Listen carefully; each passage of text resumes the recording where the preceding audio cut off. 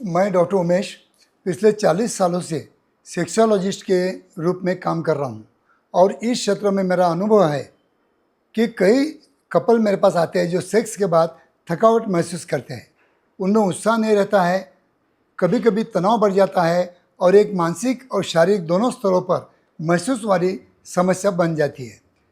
इसके पीछे केवल एक ही कारण नहीं होता है, यौन इच्छा में कमी, सेक्स स्टैमिना का कम होना, मानसिक तनाव, आहार में असंतुलन, व्यायाम की कमी, नींद कम लेना और कभी कभी हार्मोन्स का असंतुलन, ये सभी कारण इस समस्या के लिए जिम्मेदार हो सकते हैं।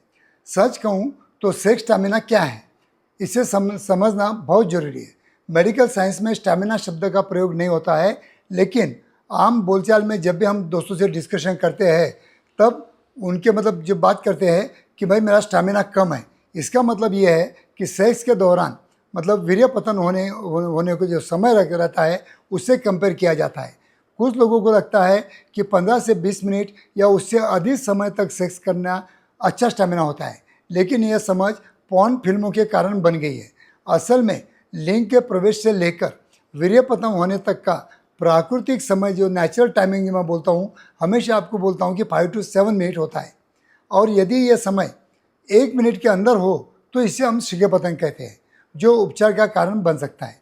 मेरे क्लिनिक में कई पुरुष आते हैं और पूछते हैं, डॉक्टर साहब सेक्स करने के बाद इतना थकान क्यों आती है, कुछ भी करने का मन नहीं करता है।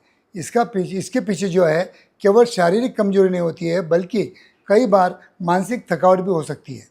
अगर आपके रिश्ते में संवाद कम है, पार्टनर के साथ दूरी है, सेक्स सिर्फ एक काम की तरह किया जा रहा है, तो शरीर को संतुष्टि नहीं मिलती और दिमाग भी रिलैक्स नहीं होता है।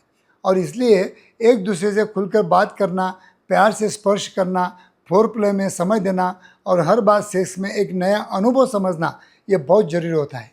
लेकिन केवल मानसिक बातें ही काफ़ी नहीं है, अपने आहार का भी हिस्सा उतना ही महत्वपूर्ण है। मैं कई मरीजों को आहार के बारे में काफ़ी मैं चयन करने के लिए कोशिश हमेशा सलाह देते रहता हूँ। जैसा कि बादाम है, अखरोट है, काजू है, मूंगफली है, जैसे जो ड्राई फ्रूट्स हैं, इनमें जिंक और आर्जिनिन भरपूर मात्रा में होते हैं, जो शुक्राणु की गुणवत्ता भी बढ़ाते हैं और स्टैमिना को बढ़ाने के लिए अपने को हेल्प करते हैं। जैसा एविकाडो है, स्ट्रॉबेरी है, डार्क चॉकलेट है, ये भी जो फूड्स है, ये भी आपका मूड बना के रखती है और रक्त संचार सुधारने में आपको हेल्प करती है। फल खाने से विशेषकर जैसा अंगूर है, सेब है, जामुन है, इसमें काफ़ी मात्रा में फ्लेवोनाइड्स होते हैं जो लिबिडो को बढ़ाने के काम करते हैं।